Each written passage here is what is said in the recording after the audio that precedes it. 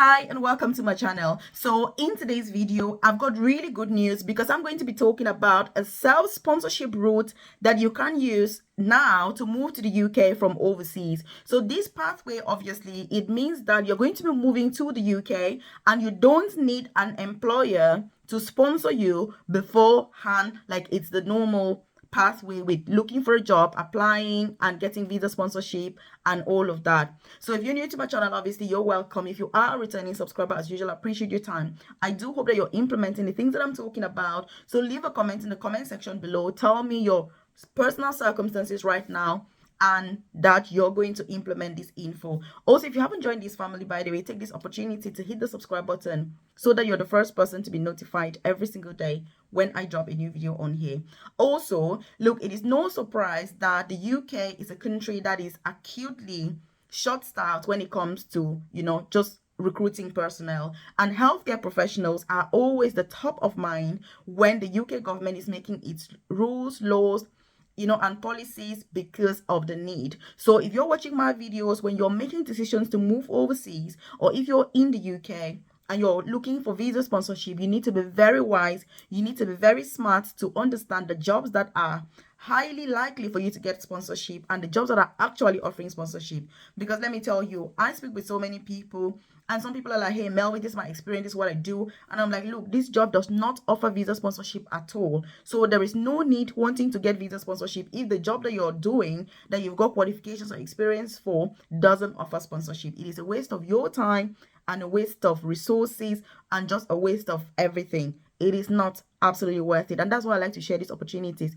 with yourself. So in today's video, I'm going to tell you who is eligible for this pathway. And the best thing about this pathway is that in terms of the age, you need to be at least 16 years old. So it's not like the other UK pathways that you have to be at least 18. So 16-year-olds and above can apply for this particular pathway. Obviously, in terms of the upper age limit, there is no upper age restriction, because I know the age people are going to come out and say, Melvis, I'm 58. Do you think I can use this pathway? Obviously, yes, because you're more than 16 years old. So by the way, before I even get into the nitty-gritty and all the other eligibility criteria, how you go about it, what visa you apply for, I do have a free newsletter. I've dropped the link in the comment section below. It's also got my contact details on there. You need to 100% join the newsletter if you haven't, because I share information such as this directly to your inbox. Info about free visa sponsorship opportunities to move to the UK or to switch your visa, NHS jobs that offer visa sponsorship that don't even require any experience, any degree whatsoever, no IELTS, but you just need to understand what is needed and what is expected in order for you to get that job. So when you join my newsletter, like I say, you drop your name and email. It won't take 20 seconds. And then I send that info directly to you. Also, if you want to discuss about your personal circumstances, you're like, hey, Melvis, what about XYZ? Then do get in contact with me. You're going to find my WhatsApp number as well as my email address. So do get in touch, and then I can offer you that personalized guidance, which I do offer to people that are in my private coaching program. So again, that is what it is all about. So this particular pathway, what does it entail? So like I say, the first thing you need to know about this pathway is that you don't need a traditional job as you would apply for jobs with a CV and all that before you get this opportunity. So, which means that once you're eligible, you're kind of 100% guaranteed that you're going to get a visa to move through this pathway. But as with any other UK visa, it doesn't come without T's and C's. Every UK visa comes with T's and C's, and it's for you to decide whether it is best for you. So like I said, you need to be at least 16 years old. And then the next eligibility criteria is that you need to be either looking to study English in the UK, you need to be looking to do your professional exams. For example, you need to be a nurse, a midwife, or students in these courses. You need to be a dentist, or you need to be a doctor or a student in these courses, which means that if you're currently out of the UK, you must be, say, registered, as a student or a qualified nurse, midwife, doctor, or dentist. But if you're obviously 16, because obviously they accept from 16 years old, then you should be coming to the UK to study English. And you will get this visa and come to the UK, which is a self-sponsorship route. So that is the first And the main thing when it comes to the eligibility criteria and the people that have a 99% chance of success. This is something that is also very relevant, because if you're from a red list country, then you know the challenges that you may sometimes face if you're applying for UK visa jobs. So this is a way of bypassing the whole red list thing as well. So again, like I say, some of these pathways that the UK government implements, they are very strategic. You need to be very smart if you're going against the traditional pathway to follow a pathway such as this, because obviously it doesn't come with the normal T's and C's and the normal advantages, obviously, that the other pathways would have. And by the way, I am passionate about all this because I started my own journey as well as a carer to then progressing to the most senior clinical nursing positions. I currently work as an advanced nurse practitioner for the NHS, and so career progression is something that is an absolute must. It's a must if you're in this country. If you're wanting to move to the UK, it is a wasted opportunity if you're stuck in the same job, doing the same thing day in, day out. It's not worth it, because this country is all about earning more, working less, so that we can all retire early. So if you need support with any of those things that I've mentioned, career progression, free visa sponsorship jobs, such as this pathway, for example, then definitely check the description box below or the About Series channel, and you're going to see a link to join my private coaching program, which is called Nursing Career Bootcamp. It's all about free visa sponsorship opportunities, nanny jobs, teaching jobs, carer jobs, lots of different jobs that offer free visa sponsorship, as well as career progression, obviously in the UK, NHS jobs, apprenticeships, how do you progress, what do you need, non-clinical healthcare jobs, like the entire shebang. So also share this video, by the way, with your friends, loved ones, colleagues, so that they're aware of these opportunities and they can also pursue these opportunities. So like we've said, if you're one of these professionals or a student in one of these professional courses, there are two ways you can use this pathway to come to the UK. The first way is that if you're still a student, you can use it to come and gain work experience in the UK, which is a massive advantage because you're going to have a UK visa for 6 months. So this is like an elective clinical placement. So you need to be a nursing student, a student in midwifery, a medical student, or dentistry student. These are the only 4 courses that are eligible for this particular one. So if you're currently studying out of the UK, you can come to the UK to do a placement up to 6 months, which is a good period of time.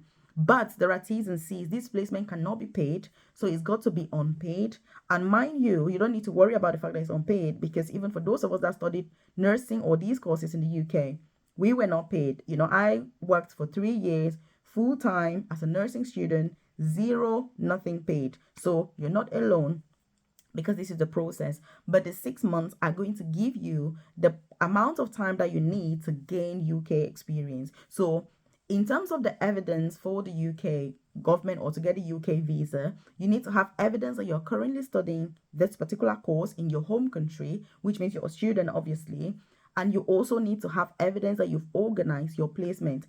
Because if you're coming to do work experience in the UK, you're not just going to get onto a plane, come out of the UK and be like, hey, do you need somebody to do work experience? No, you need to organize it beforehand. You need to organize it before. There are different ways that you can organize this. If you need more information about it, leave a comment in the comment section below and I'll do a video on how you organize this, because I've supported quite a few people through my coaching program to come to the UK through this process. So I'm very familiar with the processes and how it actually works. So like I say, if you're keen, leave a comment in the comment section below or get in contact with me. Check the comment section. You're going to see my contact details there.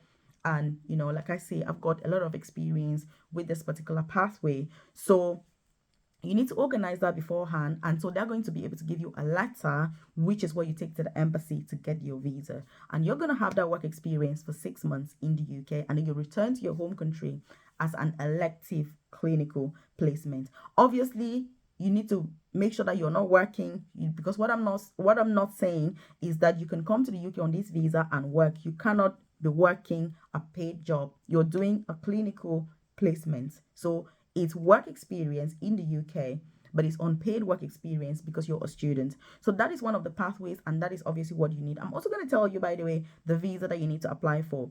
So if you're coming as a qualified nurse, a qualified doctor, or a qualified dentist, or a qualified midwife, it's a different process, obviously, because you're already qualified, which means if you're a student in any of these courses, you can come to the UK. If you're already qualified, you can also come.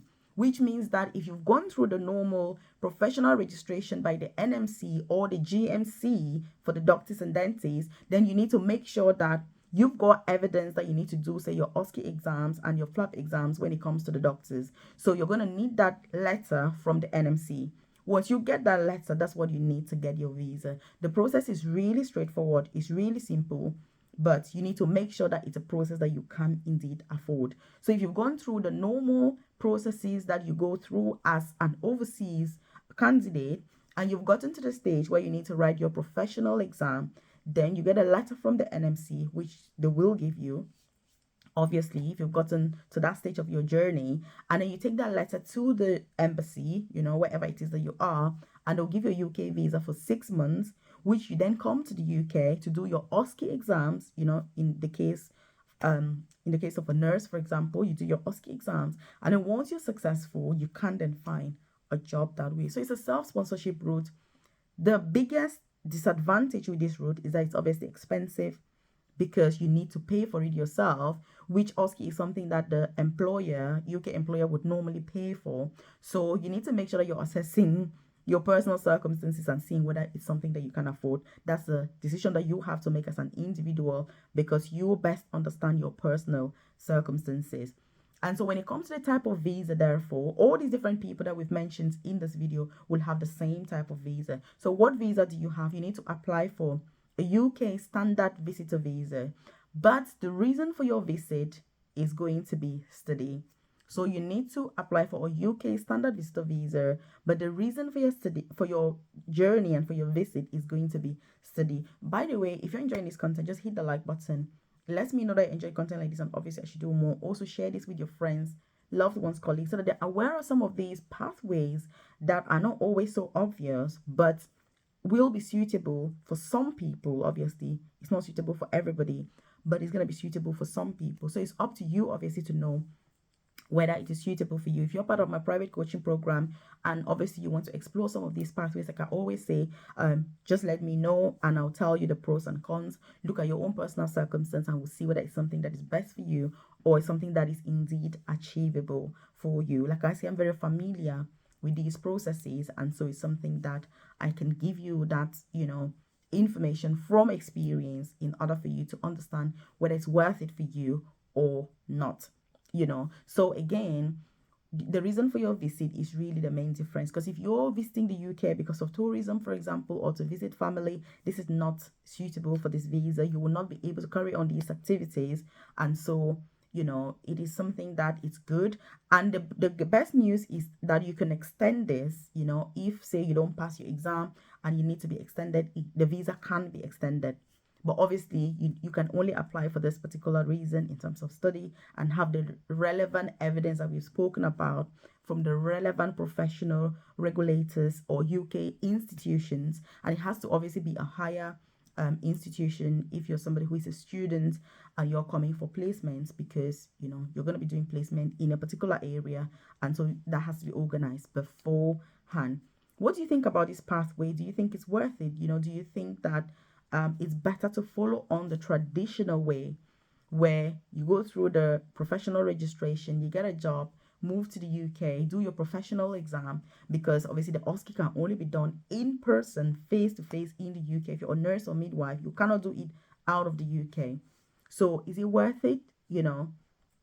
What do you think? These are decisions that you have to make as an accountable professional. These are things that you need to ask yourself. My family situation right now, would you permit it? What about your job? Because it's a risk. If you don't pass it, for example, how are you going to manage the whole situation? It can be very, very challenging, very destabilizing if you're not somebody who is on track. You do everything successfully and perfectly.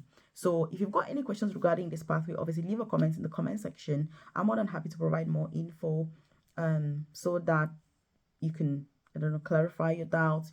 You can better understand whether the process is right for you. If you're part of my private coaching program, as usual, just contact me. During our live session on Thursday, we're also going to go through this in detail, because we have quite a few nurses on the program. So again, it's about making the most of some of these pathways and taking advantage of whatever is going to be more beneficial for you. But you've got to be careful. Think about the additional cost, the additional expenses that this is going to incur, and the fact that you're not going to be paid for the job. So if you're in the UK for 6 months, where do you have where to stay? You need to show evidence also for your visa application that you're able to afford your stay for the entire duration of your visa. So again, like I said, there are those added strains that comes with a pathway like this, but there are many people that financially are able to afford it, because it comes down to money, it comes down to time, it comes down to your personal circumstances. But just explore it and see what comes. Check out this video as well that I've shared specially to give you more information on various opportunities available in the UK. I'll see you in this video right here.